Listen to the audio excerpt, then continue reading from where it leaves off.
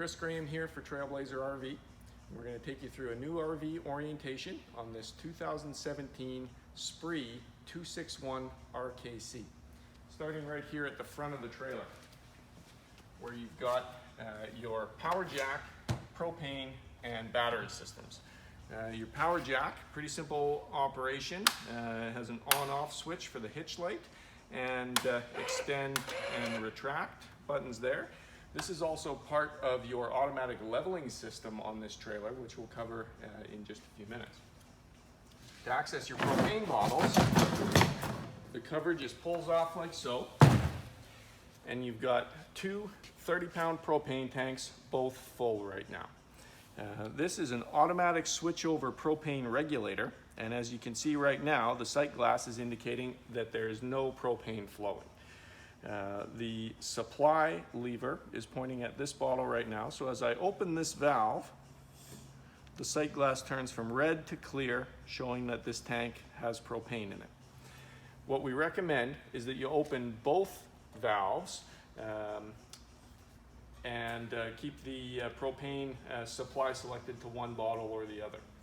When you open a propane bottle, always open the valve slowly and all the way. As long as both valves are open, the regulator now will deplete the first bottle, and when this is completely empty, it will automatically switch over and start to pull propane from the second bottle. When that happens, the sight glass will turn from clear back to red, and you can switch the regulator over to the second bottle so you can remove the first bottle to go and refill it without ever shutting down your propane system. Right behind the propane is your 12-volt battery. This is a 12-volt deep cycle RV Marine battery. It's a flooded wet cell battery, so it does require a little bit of maintenance. What we recommend is once or twice a year, popping these two caps off the top of the battery to access the 6 cells that are beneath here. If in any of those cells the liquid is a little bit low, and especially if you can see metal plates sticking through the liquid, you'll need to top that up with some distilled water, put a good charge on the battery, and it should be good to go. There's 2 leads going to the battery, a black going to the negative post and a red going to the positive post. We do recommend that you remove the battery for winter storage. Disconnect the battery, take it inside, store it somewhere where it's not going to freeze, and preferably, if possible, put a trickle charge on the battery once or twice over the off season.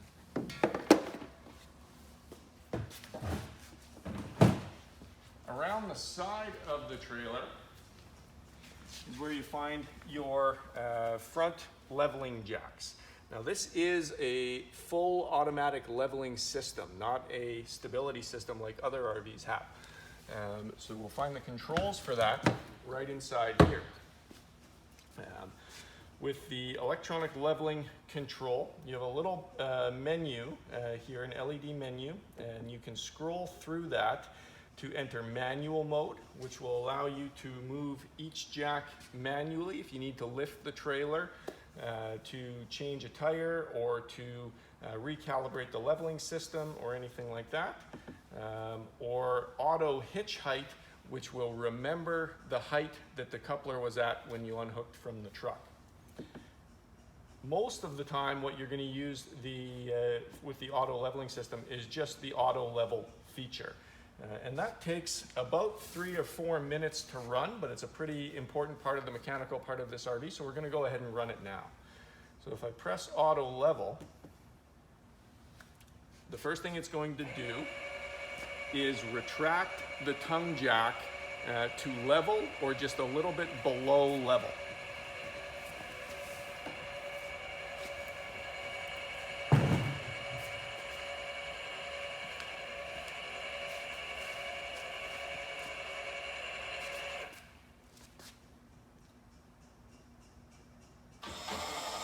Then it'll ground the front leveling legs, and it'll take the weight off of the tongue jack with the front leveling legs.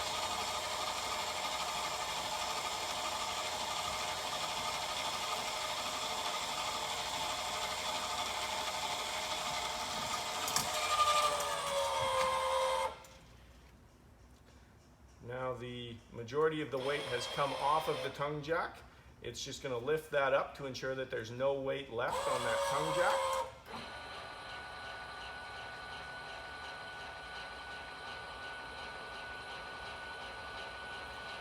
And once it's satisfied with the height for the tongue jack, it'll ground the rear legs.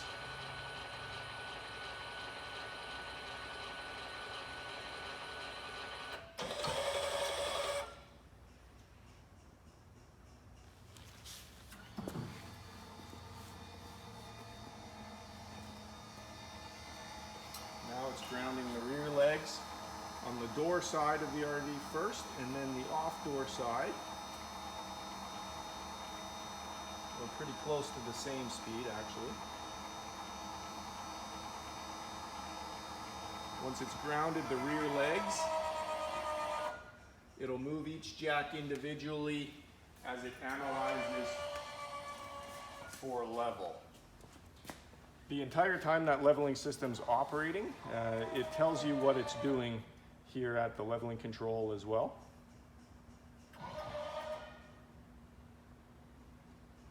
So now it's just analyzing to find level.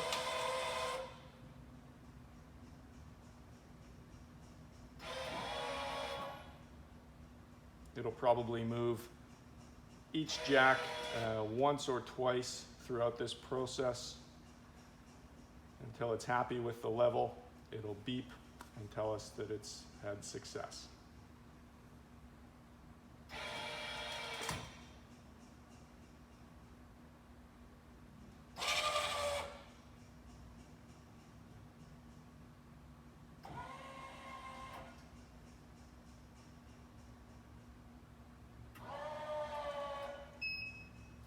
Go. So now the RV is completely level. No need to back the tires up onto blocks or anything like you would a typical RV. When you're ready to leave the campground, the easiest way to disengage the auto leveling system is just to scroll through. You can do it in manual mode, but the easiest way to do it is just to scroll through to auto hitch height and then press enter. The trailer will remember the height that the coupler was at when you unhooked from the truck, so you shouldn't need to adjust it as you drive, as you back your truck up to the coupler.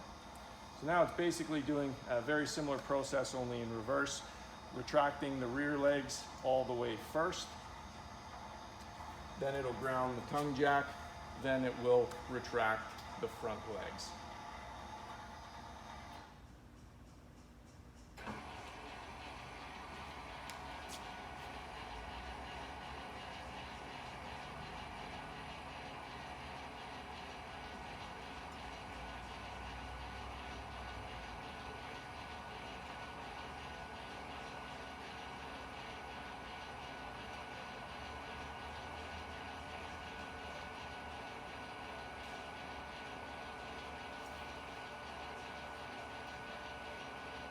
Once the tongue jack is grounded, it can take a little bit of weight off of the front legs, and then the system can retract the front legs.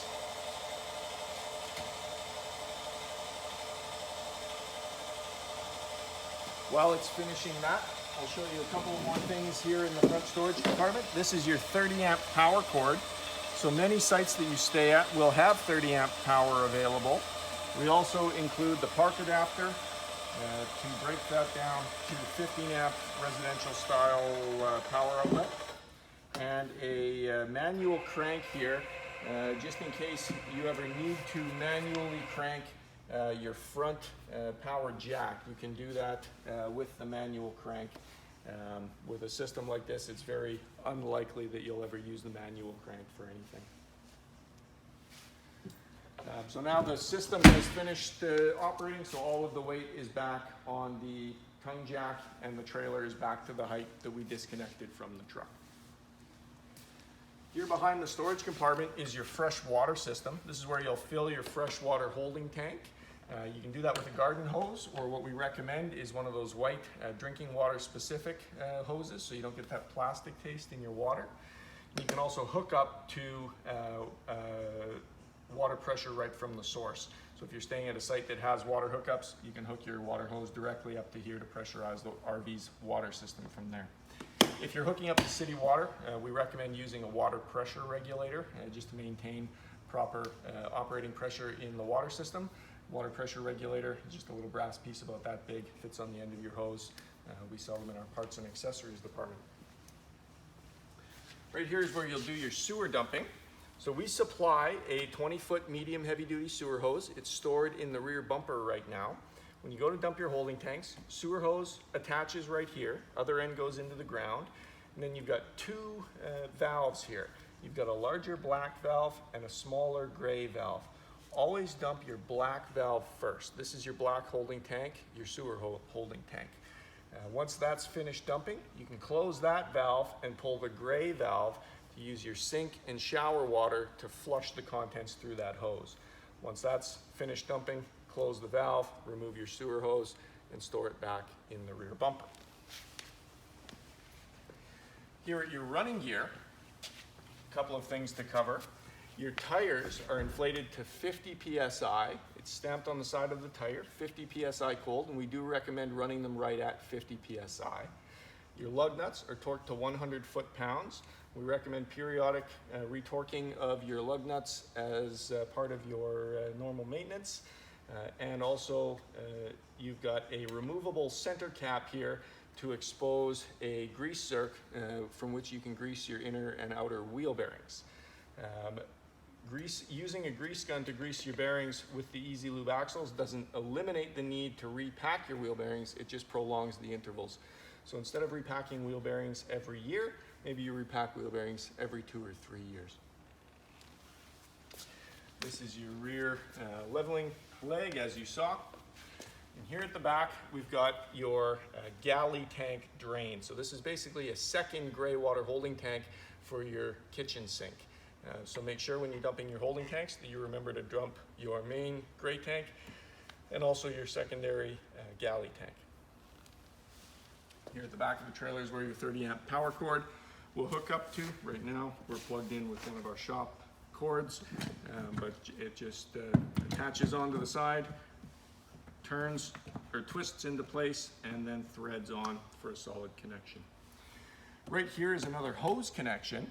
This is your sewer tank flush system. So when you're hooked up to your, you've got your sewer hose hooked up to your black holding tank drain, and you've got the valve open, you can hook your hose up to here, preferably a different hose than you use for your freshwater system, and flush out the inside of that holding tank. So it'll spray off the walls of the tank, and the monitor probes kind of keep everything reading properly on your monitor panel. You've got cable and satellite inlets here at the back. If you're staying at a park that has cable, or you have a portable satellite dish. And your cargo tray folds down right here. 250 pounds is the maximum cargo weight for the cargo tray. And it just folds down like so and pins in place here. Make sure to have those pins in place and locked when you're traveling. Behind the cargo tray is your outside shower. Pretty simple, with a hot and cold water taps, and extends to about that high. And your hot water tank. Remove the access panel for the hot water tank to access a couple of things in here. There's 2 black reset buttons in here that you may need to reset if you ever overheat the hot water tank. And when that would happen is if you accidentally start up the tank when it's not completely full of water. The tank can run on electricity or propane. If you're going to run the tank on electricity, take note of the little black rocker switch at the bottom of the tank that'll need to be turned to the on position. This is also where you'll drain the water from the tank by removing this plug.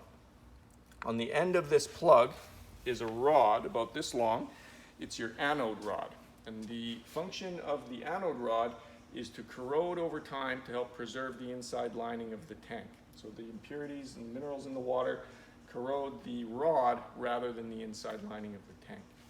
Before you pull this out, make sure to use the pressure relief valve to bleed the pressure off of the system, because that water tank sits normally under about 40 pounds of pressure. Right below the hot water tank is where you'll find your low point water line drains. So underneath the trailer up near the front, you'll have a drain for your fresh water tank, and these are to drain your water lines. So if you open up all of your taps inside the trailer and open these two valves, it'll drain all of the water out of the water lines. That's not sufficient for winterizing. We still recommend that you run antifreeze through your water system. But if you just want to drain all of the water out of the lines so that it's not sitting in the lines when the trailer's in storage for any length of time, that's how you'll drain the water lines. Around the front of the trailer, you've got your Aluma-Tread steps. So to pull the steps out, roll the first step, flip the second. Flip and roll. Right here is your furnace exhaust. So this gets very hot. If you've got young kids around the trailer, make sure they're aware of that, not to touch that when the furnace is running.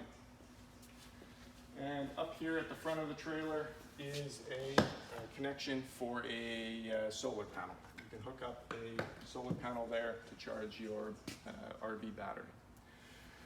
The awning is a height adjustable power awning controlled from just inside the door.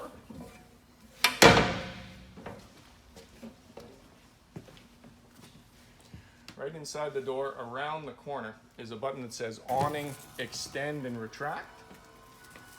If you just press and hold the extend button, the awning will extend a full 8 feet. You don't have to extend it the entire 8 feet if you don't have room, if there's a tree or another RV parked in the way. So you can stop that at any point. It's also height adjustable, so you can pull down on this arm to lower one side of the awning. It's adjustable on both sides, but what we recommend is that you leave one side lower than the other so that the water can run off. Before you put the awning back in, put both arms up to their full height position to ensure that the awning fabric rolls up straight on the roller tube. If you follow me inside the trailer, we'll go through a few more things. The first thing to cover is your interior light switch, and then you've got two backlit switches here as well. One for your blue ambient lighting, and one for your outside awning light right beneath the awning. This is also where you'll find the switch for your awning and slide out. We already extended the awning. This is where we did that from. And we can also now extend the awning or the slide out by pressing and holding the out button.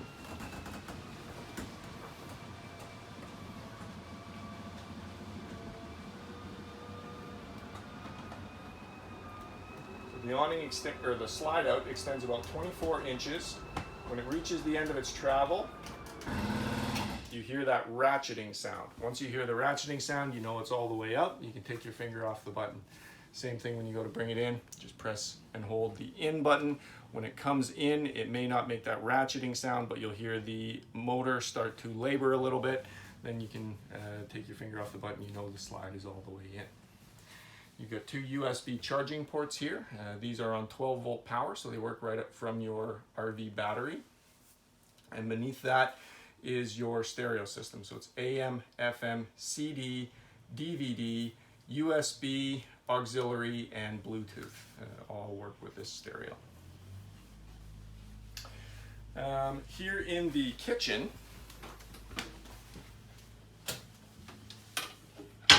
you have your 3-burner gas stovetop. So all 3 of these burners light via the piezo sparker. we'll just let some of the air out of the propane lines. Whenever you put a new propane bottle on or refill your propane tanks, whenever your propane system is disconnected, this is a good thing to do. Come in here, open up all three of these burners, and just light the three burners. That'll allow all of the air to bleed off of the propane system. Once you can light those burners, you know your fridge, hot water tank, and furnace will have no problem lighting as well. This is also the only pilot light in the oven that you have to worry about, is for your oven. So if you turn the oven knob over to pilot on, push in and hold on that knob, and you'll light the pilot right underneath here at the pilot assembly. Once you see a flame there, continue to hold the knob in for 10 or 15 seconds. And once you can release that knob without the flame going out, you can turn the oven up to temperature. When you're finished using the oven, you can turn it back down and just leave it in pilot on, or you can turn it all the way off and just relight it next time you need to use the oven. Your fridge is an automatic gas electric fridge. What we recommend with this is just to always leave it on automatic. If it has electricity available, it will always run on electricity. But if you blow a breaker or if your trailer becomes unplugged without your knowing, the fridge will sense that and it'll switch over to gas. You can override the automatic to only run the fridge on gas. You may want to do that if you're plugged into a weak breaker. You don't want to risk blowing the breaker by running the fridge, or if you might find that your fridge cools a little faster on gas than it does electricity. Now, having said that, it still takes several hours to cool a propane fridge or an RV fridge. So we recommend getting the fridge cold the day before you load up so that it's nice and cold when you load your food into it. We'll turn it off for now. This style of fridge also has some temperature adjustment, 1 through 5. I usually leave it on 3 or 4, but you might find that you need to make some adjustments there based on the ambient temperature and conditions. What else? Here on the wall near the bedroom door is where you'll find your thermostat. So this controls both the heating and cooling system for the RV. For the cooling system, you've got 2 settings, fan or cool. You can run just the air conditioning fan, or you can run the actual air conditioner itself. For the heat setting, turn the system over to heat. There's only 1 speed for the furnace fan. There's actually 2 speeds for the air conditioning fan, low and high, that you'll control from over here.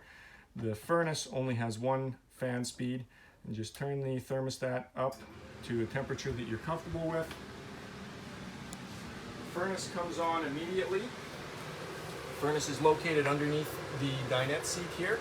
The fan comes on immediately, but it's going to be a couple of seconds before we hear the burner actually light. And there we go.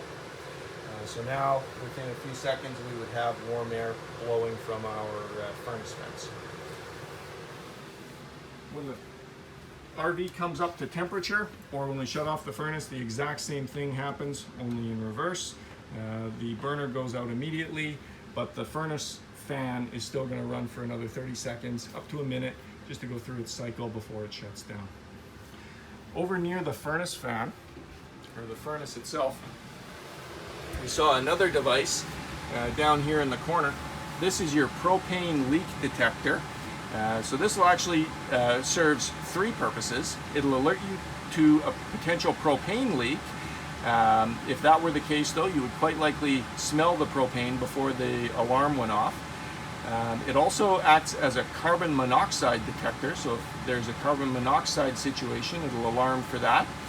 The third and most common thing that it does, though, is it warns you of low voltage on your RV battery.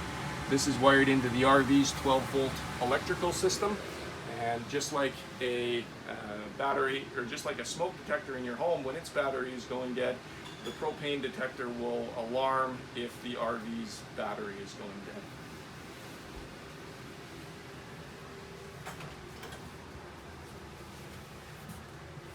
Here in the bathroom, there's a switch on the wall for the bathroom lights. And over here, next to the bathroom counter, is where you'll find your monitor panel.